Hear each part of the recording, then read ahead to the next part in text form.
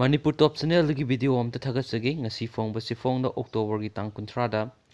Manipur की निंगथौ लैसेंबा सना जाउबगी महूत सिंदुना Manipur India दगी निंग तमले हाइना लंदन द पांगथोकपा प्रेस कॉन्फ्रेंस अमादा सलाई हाउंडुंग्स प्राइवेट लिमिटेड की chairman cum managing director Narengbam समरजितना लाउथोखरे ning tamle haina claim tawraba Manipur State Council asigi Chief Minister oina Yambem Biren amasum Minister of External Affairs and Defense of Manipur State Council oina Narengbam Sarmarjitna Paumisi gi mamangda Maharashtra of Manipur His National Laisemba Sana Jaubagi Mahut Sinduna Manipur State Council semle haina lauthokhibani langa asi Central London da base tawgani haina makoina mari leinaba chesang kya utladuna His National Maharashtra of Manipur na ayaba piduna hawkiba English singani ga tarahumdogi March thagi ta kunga mangada order number taragani thoida Manipur gi wathok asi luisinaba khangalakibane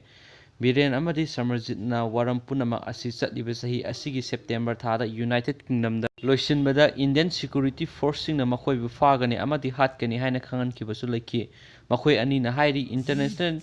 community gi mamangda Manipur government maning tamle haina lauthoktuna sakhang binaba phongdokhi Pau yam nungairi